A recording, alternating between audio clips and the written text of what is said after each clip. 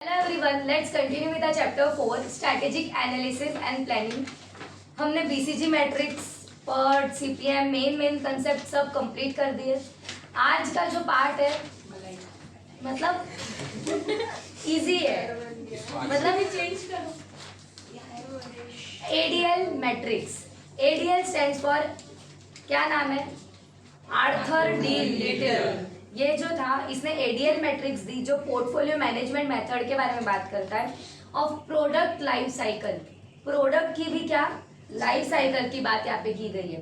जो ADL portfolio management है involves environmental assessment और बिजनेस स्ट्रेंथ असेसमेंट. इसका मतलब एनवायरमेंट को असेस करना मतलब एक्सटर्नल और internal strength.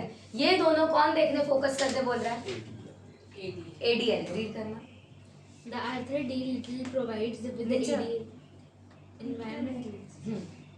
environmental assessment approaches to industry maturity, whereas business strength assessment leads to competitive position. Environmental assessment क्या बोलता है?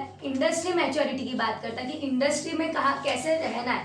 और बिजनेस स्ट्रेंथ असेसमेंट क्या बताता है? अपनी कॉम्पिटिटिव पोजीशन क्या है. और ये दोनों असेसमेंट डिटरमाइन करने के लिए यहाँ पे इन लोग ने एक अच्छा सा डायग्राम बनाया है एडीएल मैट्रिक्स. यहाँ पे इंडस्ट्री लाइफ साइकिल स्टेज आप देखो और कॉम्पिटिटिव पोजीशन देखो. इंडस्ट्री में कितने स्टेज दिख रहे हैं आपको? 4. Embryonic, growth, mature, ageing.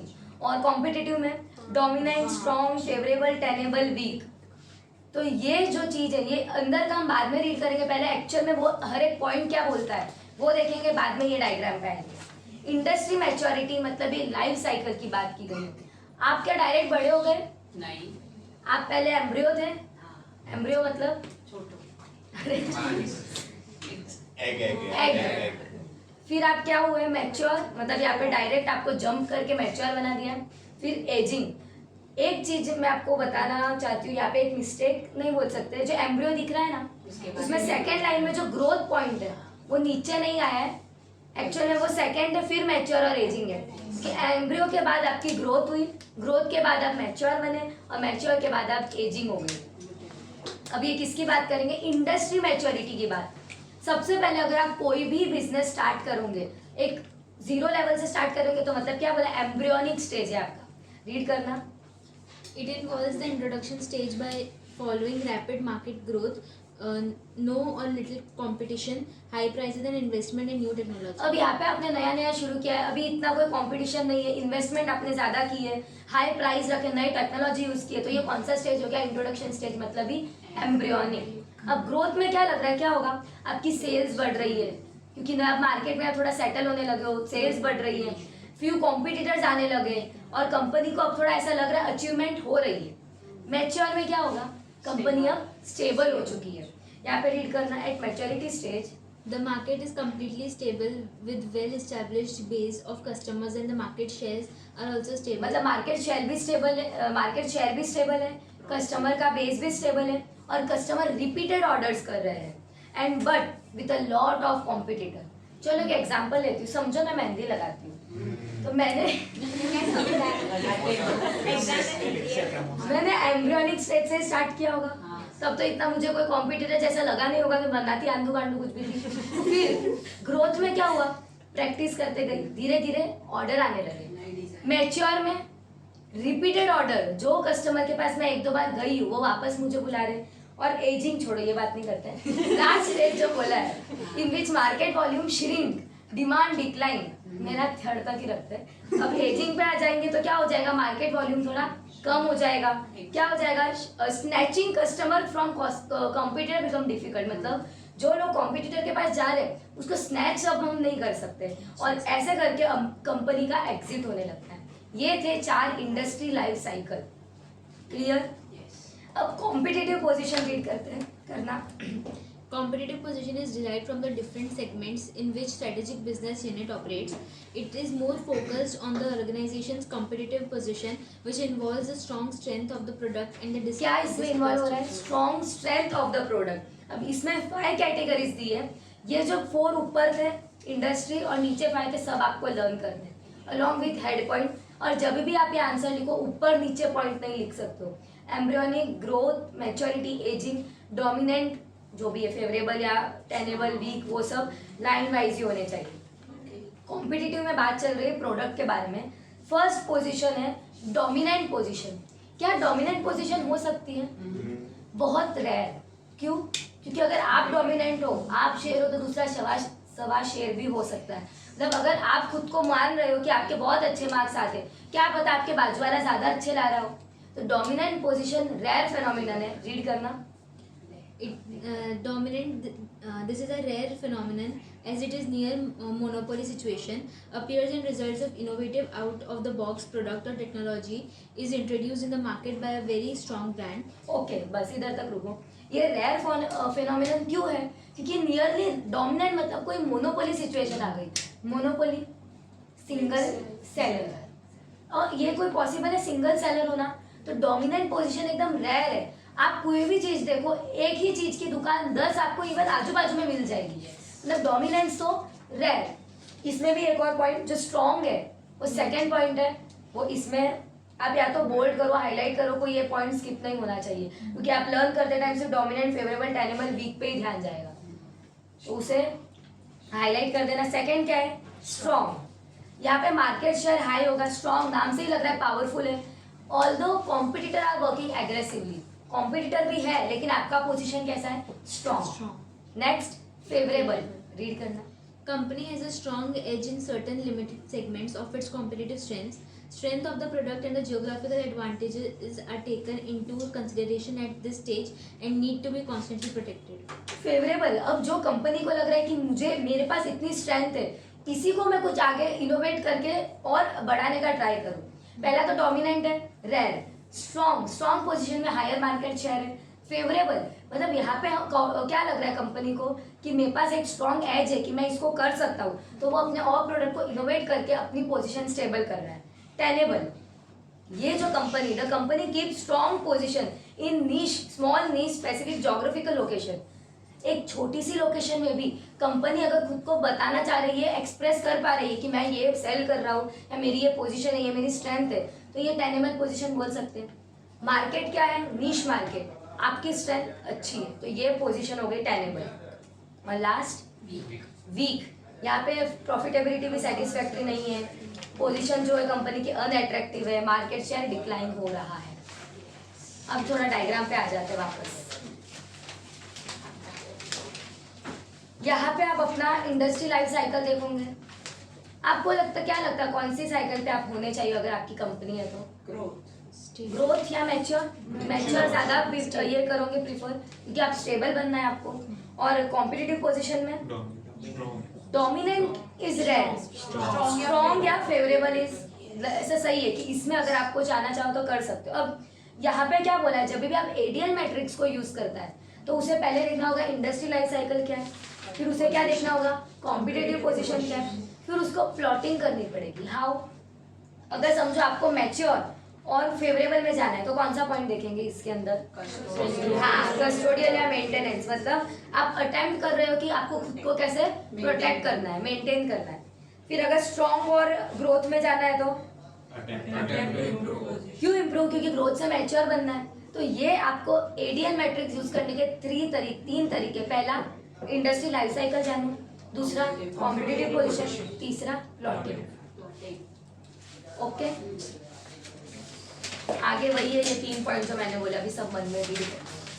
How to use ADL matrix वही है, industry maturity category, competitive position and next plot. ADL matrix done. Next GE McKinsey matrix. GE का फुल फॉर्म किसी को पता है? General electric. जीई दिया हुआ आगे आएगा, जनरल इलेक्ट्रिक मैकेंजी। ये एक नया मैट्रिक्स है। जो ये जीई मैट्रिक्स है ये बीसीजी मैट्रिक्स का इम्प्रूव्ड वर्जन है। बीसीजी में देखा ना क्रिटिसिज्म्स आए थे, तो उसका इम्प्रूव्ड वर्जन है जीई मैकेंजी में। रीड करना।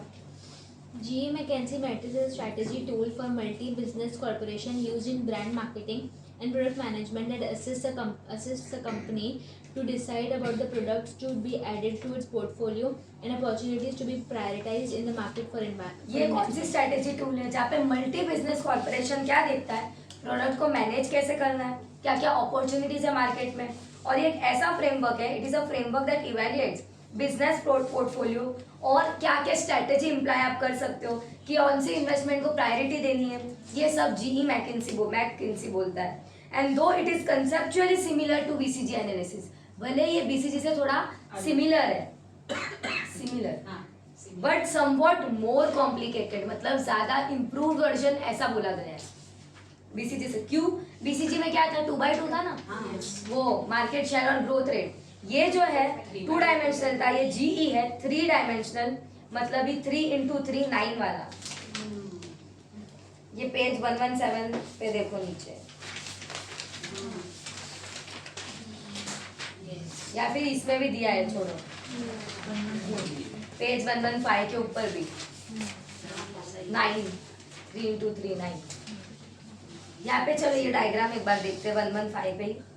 Industry attractiveness high medium low है या क्या है, और बिजनेस यूनिट स्ट्रेंथ, उसमें क्या था, हॉरिजॉन्टल में मार्केट शेयर था और ग्रोथ था. इन लोग ने क्या चेंज किया, बिजनेस यूनिट की क्या स्ट्रेंथ है, और उधर क्या देखा, इंडस्ट्री अट्रैक्टिवनेस मतलब ही ग्रोथ. तो देखो इसमें इन्वेस्ट करे या ग्रो करे. डाइवेस्ट और हायरवेस्ट वर्ड दिया है, which means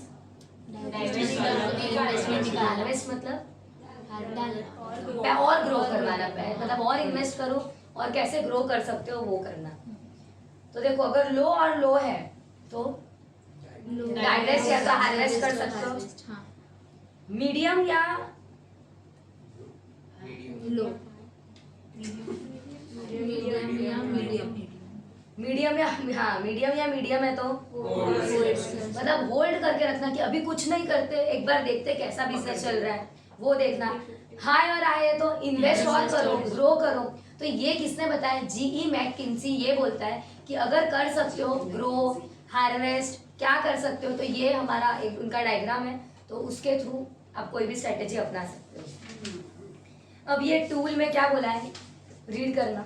in a practical business world, The problem of resource scarcity has a bearing on decision made by the business organization.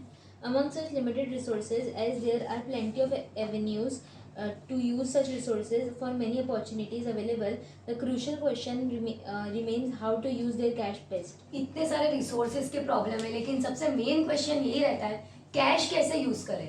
Cash इसमें इन्वेस्ट करें, कोई रॉ मटेरियल में इन्वेस्ट करें, मार्केटिंग में इन्वेस्ट करें, वो ही मेन क्वेश्चन आ जाता है. और अगर उसमें कोई मिस्टेक हो गई तो आपका बिजनेस लैग कर सकता है. And such a tussle takes place at every level in the company, भले वो टीम वर्क हो, फंक्शनल डिपार्टमेंट हो, कोई भी हो, कैश कैसे यूज करना ये प्रॉब्लम आती ही है. और उसको डिसाइड करना और ज़्यादा क्रूशियल है, जहाँ पे आपको कॉम्प्लेक्स बिजनेस पोर्टफोलियो में जाना है. कॉम्प्लेक्स मतलब अलग अलग पोर्टफोलियो प्रोडक्ट्स की बात की गई है, 50 to 100 प्रोडक्ट सर्विस की बात की गई है. ये सब डाइवर्स है और ये टफ डिसीजन है आपको किसमें आपका कैश इन्वेस्ट करना है. प्रोडक्ट में जैसे रॉ मटेरियल में, सर्विसेज जैसे मार्केटिंग में, किसमें इन्वेस्ट करना है. And keeping this in mind, BCG matrix and it's improved version GE McKinsey matrix was develop. इसी वजह से ये डेवलप हुआ था. और जीई क्या दिया है full form, general electric was managing a huge and complex portfolio and was unsatisfied about the return. जब ये कर रहा था जीई जनरल इलेक्ट्रिक, तब वो अनसेटिस्फाइड था जो भी रिटर्न्स आ रहे थे. और ये टाइम पे कंपनी का फ्यूचर कैश फ्लो क्या होगा क्या ये सब प्रॉब्लम थे. इसीलिए ने जीई जनरल इलेक्ट्रिक किसके पास गया, मैकिंसी के पास गया कि क्या करना चाहिए. तो अब जाके ये जीई मैकिंसी आया, जहाँ पे 3 into 3 डायमेंशन वाला एक डायग्राम या एक कंसेप्ट आया कि क्या करना चाहिए बिजनेस को. और ये 9 बॉक्स में 9 सेल्स है कि कंपनी को हार्वेस्ट, डाइवेस्ट, होल्ड, सिलेक्ट क्या करना है वो यूज सोच के कर सकते हैं. ओके. अब यहाँ पे जो इंडस्ट्री अट्रैक्टिवनेस है, हाई, लो या मीडियम, अब वो पार्ट रीड करना. Industry attractiveness indicates how hard or easy it will be for a company to compete in the market and earn profits. The more profitable the industry is, the more attractive it becomes. Okay. जितना ज़्यादा interesting, जितना ज़्यादा profitable, उतना ज़्यादा attractive. And when evaluating the industry attractiveness, analyst, यहाँ पे किसका नाम लिया है, एनालिस्ट मतलब जो एक्सपीरियंस पर्सन है, जो आपको एनालाइज करके बताते क्या हो सकता है क्या नहीं हो सकता है. तो एनालिस्ट पूरा ध्यान देगा अभी से लेकर फ्यूचर तक आपका क्या क्या कैश फ्लो रहेगा. क्यों? क्योंकि इन्वेस्टमेंट के लिए ना सोच समझ के सब काम करना पड़ता है. तो यहाँ पे लोग जो कंपनी वाले वो अलग अलग एनालिस्ट को भी अपॉइंट कर सकते हैं। और यहाँ पे लिस्ट में देखो क्या क्या दिया है, there is no definite list, क्या क्या फैक्टर्स आएंगे, बट ये सब long run growth rate, industry की size, profitability, structure, product life cycle, change in demand, seasonality, labour, market segmentation, ये सब इंडस्ट्री अट्रैक्टिवनेस में बोलते हैं। कॉम्पिटिटिव स्ट्रेंथ, अब एक्स एक्सिस क्या बोलता है, वाई एक्सिस क्या बोलता है, इंडस्ट्री अट्रैक्टिवनेस, एक्स एक्सिस क्या बोलता है, कंपटीशन के टर्म्स में बात चल रही है कि अगर कोई राइवल है, राइवल पार्टी समझते हो अपोजिट पार्टी, वो है तो अब क्या करना चाहिए, तो manager try to determine whether a business unit has a sustainable competitive advantage or not. If the company has a sustainable competitive advantage, the next question is for how long it will be sustained. अब इधर तक ही नहीं रुक जाना है कि ये आप सोचो ये for long period of time है या नहीं। अगर समझो आपने सोच लिया लॉन्ग पीरियड ऑफ टाइम है, बस इतना सोच के छोड़ दोगे। लॉन्ग भी कितना लॉन्ग, 3 years 5 years, या कब तक आपको पहले ही एनालाइज करना पड़ता है। आपको ये बिजनेस ऐसे यूं ही नहीं खोल सकते, बहुत पैसा है बिजनेस लगाऊंगा ये करूंगा, ऐसा नहीं होता है। हर एक चीज ध्यान में रखनी पड़ती है। और क्या क्या फैक्टर्स है, मार्केट शेयर क्या होगा, मार्केट ग्रोथ, आपको कंपैरिजन तो करनी पड़ेगी ना राइवल से। राइवल आगे निकल गए और आप पीछे रह गए तो वो भी नहीं चलेगा। ब्रांड की स्ट्रेंथ क्या है, प्रॉफिटेबिलिटी क्या है, customer loyalty, VRIO, value, rareness, imitability, organisation, ये सब resources, business unit strength, value chain, ये सब चीज आपको ध्यान में रखनी पड़ेगी। ओके, अब ये जो 2 पॉइंट है सेम है, मैं आपको बता देती हूँ कि अगर आपको इंडस्ट्री अट्रैक्टिवनेस के लिए कोई चीज अगर करनी है कि कैसे अट्रैक्ट करे, क्या करे, हाई लो मीडियम 3 लेवल्स थे, उसमें हाई लेवल पे कैसे जाए, तो यहाँ पे पॉइंट्स दिए। First you have to make a list of factors, मतलब क्या क्या चीजें आपको इंडस्ट्री में आपको एक अच्छी पोजीशन दे सकती है, तो आपको पहले लिस्ट बनानी पड़ेगी। उसमें से असाइन वेट, मतलब ये कौन क्या इम्पोर्टेंट, कौन कितना इम्पोर्टेंट, उनको प्रायोरिटी लिस्ट में बनाओ, प्रायोरिटी लिस्ट दो। वेट इंडिकेट करेगा क्या है, जैसे अगर 0.01 है तो इट इज नॉट इम्पोर्टेंट, 1.0 किसी को रेटिंग दी आपने तो वेरी इंपॉर्टेंट। ऐसे आप ये 2 असाइनमेंट। रेट द फैक्टर, मतलब 1 to 5 के स्केल में बताओ कैसा क्या रेटिंग दोगे आप। Next, calculate the total scores. अब जब आपने रेटिंग दी और आपको लग रहा है कि हाँ इतने स्कोर आपको मिल रहे हैं, तो क्या इंडस्ट्री अट्रैक्टिवनेस में हाई मीडियम लो कौन से लेवल पे रहेगा वो देखो। तो अगर एक बार आपने ये सब कंप्लीट कर दिया तो आप खुद ही अज्यूम कर पाओगे आप कौन से लेवल पे जाओगे। सब अगर आपको लग रहा है 0.01 है तो आपको कुछ तो इम्प्रूवमेंट करने की जरूरत है। सेम अगर स्टेप 1 क्या था, इंडस्ट्री अट्रैक्टिवनेस देखोगे, स्टेप 2 कॉम्पिटिटिव स्ट्रेंथ देखोगे, इसमें भी list of factors, assign weights, rate the factor, और लास्ट में calculate the total score. Same third, plotting, plot करो। ये देखो इन लोग ने प्लॉटिंग की है, नहीं 4th तो एनालाइज है। ओके, कल हमने एक सर्कल वाला पढ़ा था। जैसे अगर मुझे लग रहा है मेरा ये जो 3rd पॉइंट मैं बोल रही हूँ ना, ये इतना इंपॉर्टेंट लग रहा है, और 4th जो है ना रेवेन्यू, ये लोग बोले जब आप प्लॉटिंग कर रहे हो तो उसमें सर्कल्स बनाओ, जितना बड़ा सर्कल तो ये लोग बोल रहे हैं कि उतना रेवेन्यू उससे जनरेट होगा। ये पेज नंबर 117 पे ही फॉर एग्जांपल देखो, अरे जिस पे हो गई फॉर एग्जांपल में क्या लिखा है, समझो बिजनेस यूनिट 1 जनरेट कर रहा है 20% रेवेन्यू, बिजनेस यूनिट 2 कर रहा है 40% रेवेन्यू, तो बिजनेस यूनिट 1 के लिए इतना सर्कल और वो 40% है तो इतना सर्कल। मतलब आप लोग एक सर्कल के थ्रू पहचानोगे, क्योंकि बार बार इधर लिखने नहीं बैठोगे कि इसका ये है ये है, ये सब उनकी लैंग्वेज है। जैसे आपकी लव लैंग्वेज होती है वैसे उनकी ये वाली लैंग्वेज है, सर्कल लैंग्वेज। ठीक है, अच्छा उसमें भी है ना, हाँ वही मैं बोल रही हूँ, क्योंकि सुनो BCG मैट्रिक्स में भी ये लास्ट पॉइंट में ऐसा ही दिया है, सर्कल की साइज आपके रेवेन्यू जनरेशन पे बेस्ड होगी। Lastly analyse the information.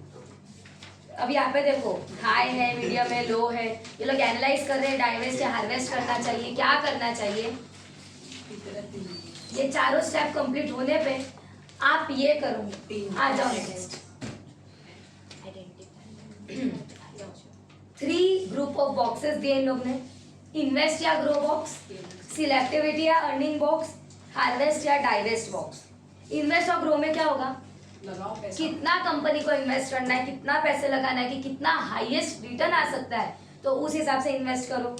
Next में क्या बोला है, सिलेक्टिव मतलब जो पैसे बच गए हैं ना, तो वो पैसे किस में इन्वेस्ट करें, इन्वेस्टमेंट क्या सब पैसे लगा दोगे क्या, नहीं ना।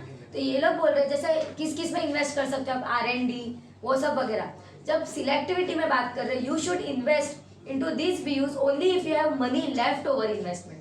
थोड़ा अगर पैसा बच जाता है तो आप इसमें थोड़ा इन्वेस्ट करो, अगर आपको लग रहा है रिटर्न आएगी तो ही। इन्वेस्ट करने के लिए इन्वेस्ट मत करो, किसी को बताने के लिए मैंने इतना इन्वेस्टमेंट किया तो मत करो। आपको रिटर्न मिल रहा है नहीं, मेन वो मैटर कर। म्यूचुअल फंड हार्वेस्ट या डाइवेस्ट, निकाल दो पैसा। लग रहा है पहले इन्वेस्ट किया है तो मुझे ऐसा लग रहा है कि चलो इतना ही काफी है, और मुझे लग रहा है और ग्रो करना है, या तो हार्वेस्ट करो या मुझे नहीं निकालना है तो निकाल सकते हैं। क्योंकि इसमें अभी वापस वो लिंक करेंगे, आप कैश काउ में आ जाने चाहिए, डॉग में नहीं रह जाने चाहिए, क्वेश्चन मार्क नहीं हो जाना चाहिए, वही पॉइंट इन लोग ने रिपीट किया।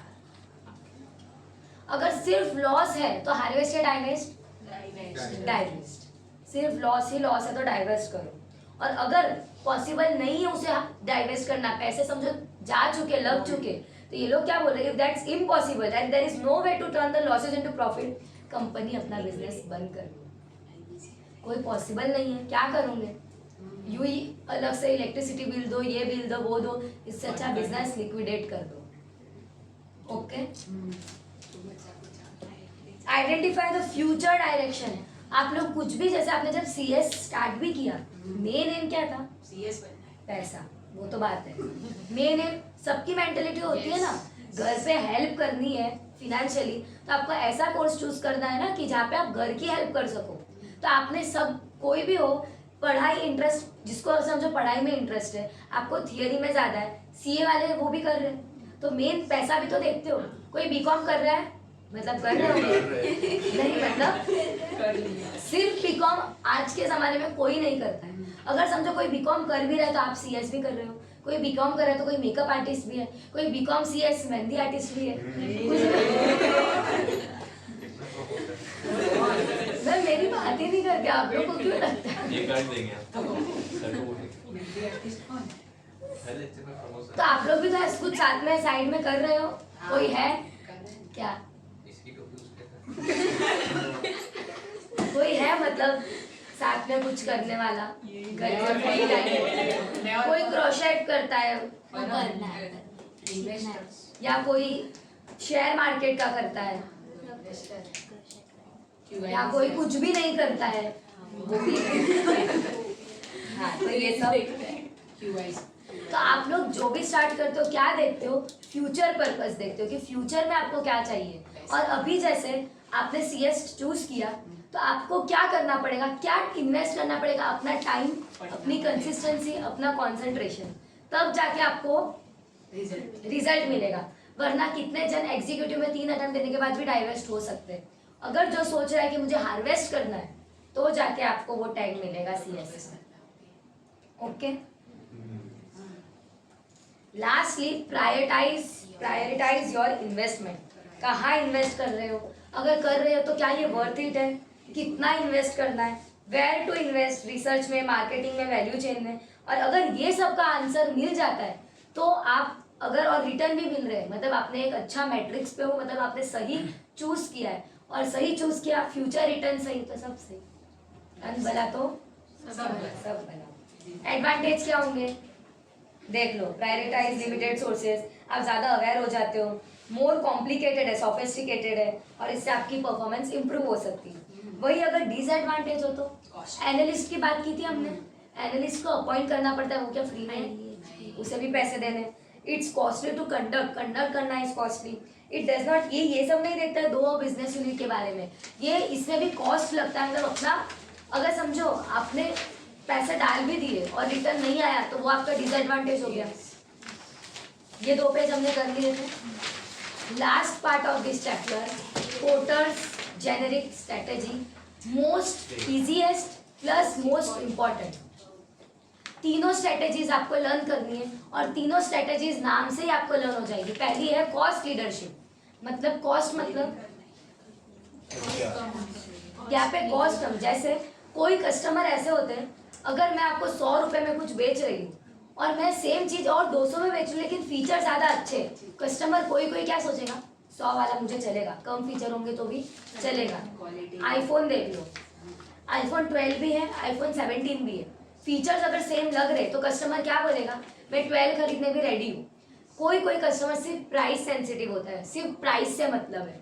और अगर आप ऐसे मार्केट में आ गए हो जहाँ पे जो आपका कस्टमर सिर्फ प्राइस देते और कम प्राइस में आप बेच रहे हो, तो ये भी बहुत अच्छी स्ट्रैटेजी हो सकती है। कम प्राइस तो कस्टमर अट्रैक्ट, और वो कस्टमर अपने जैसे चिंदी लोगों को भी लेके आ सकता है कि देखो, चिंदी नहीं बोल सकते लेकिन कोई कस्टमर ऐसे होते हैं जिनको कम प्राइस वाला ही चाहिए। आप में से कोई है? नहीं। हो ही सकते हैं ना, क्या नहीं?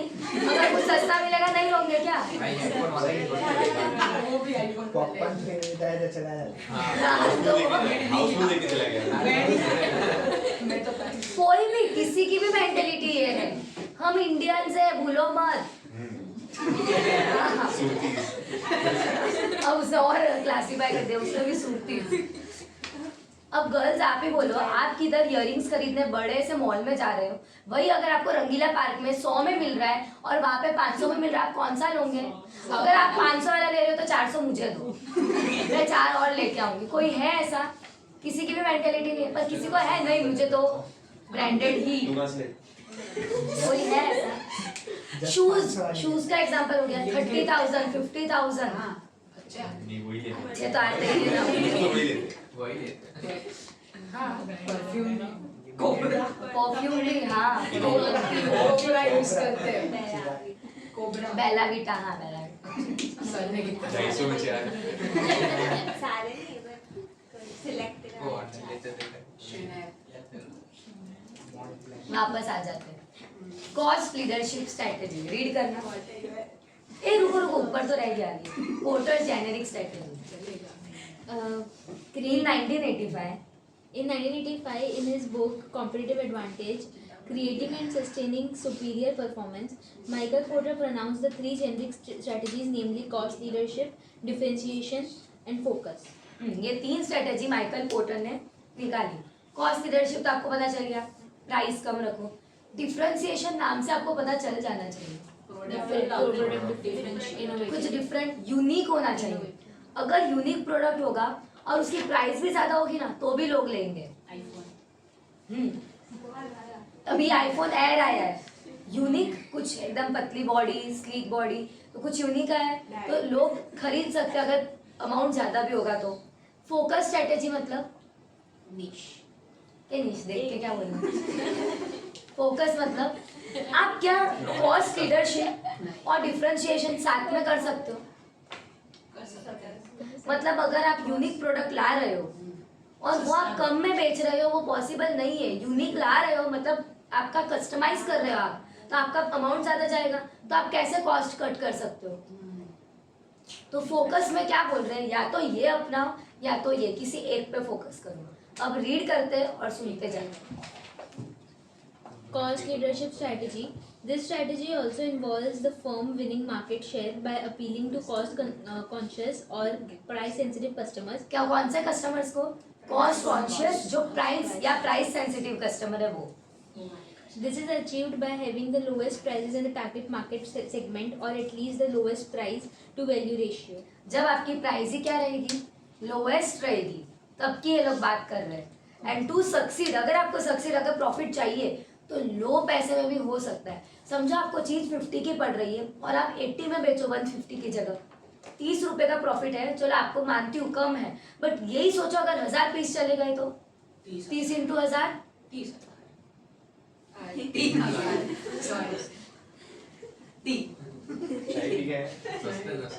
तो मतलब आप ही सोचो अगर आपने यही 150 रखी होती और 150 के सिर्फ 10 ही माल गए होते तो।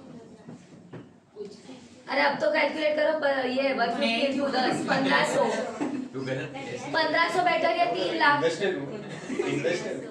1500 या 3 लाख, मतलब दिख रहा है ना, कम प्रॉफिट में, प्रॉफिट तो है 30 रुपीज, पर कम प्रॉफिट में भी तो सेल हो सकता है।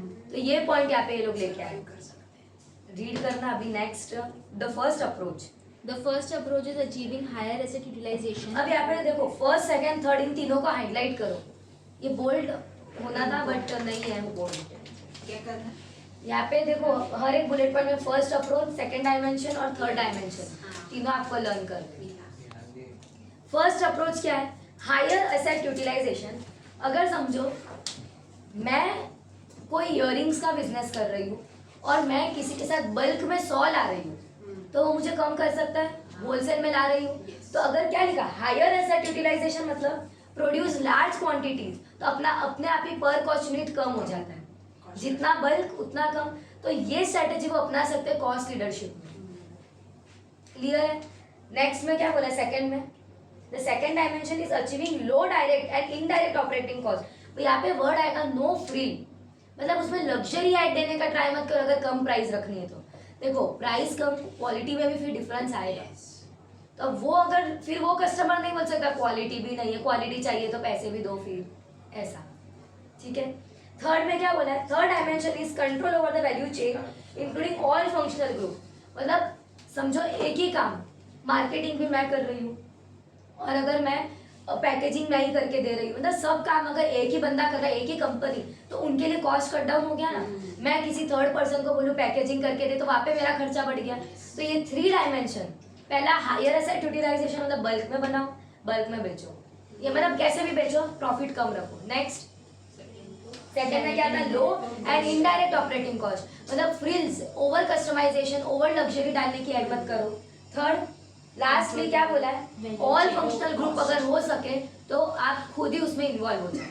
ये 3 से आप कॉस्ट लीडरशिप स्ट्रैटेजी अपना सकते हो।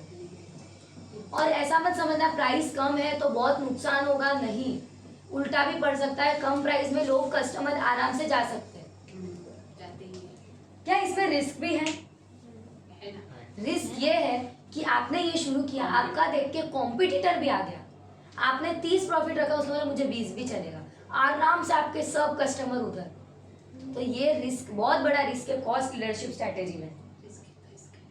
समझ में आया? डिफरेंशिएशन स्ट्रैटेजी मतलब क्या रखो अपना प्रोडक्ट यूनिक।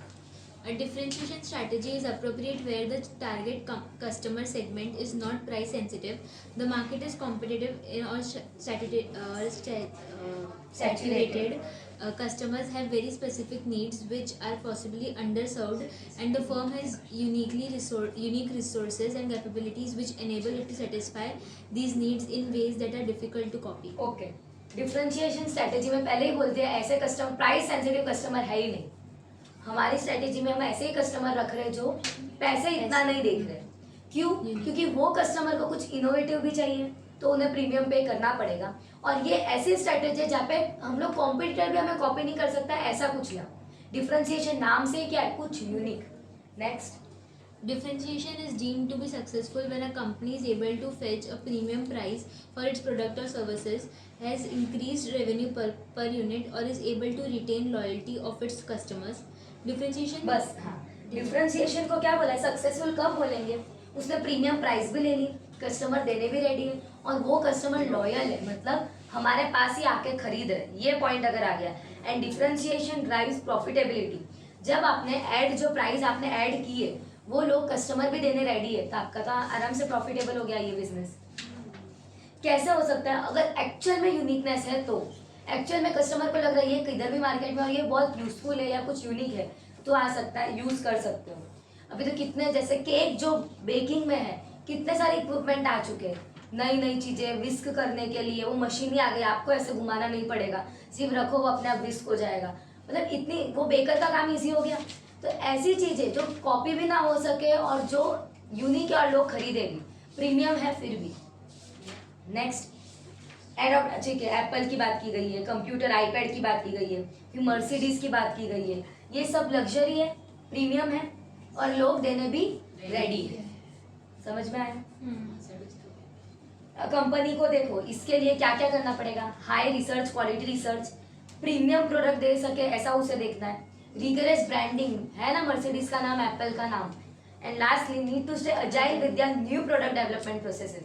जो भी प्रोसेसेस आते रहेंगे उन्हें ऐसा करना है कि इनोवेशन लाते ही रहना है, डिफरेंशिएशन।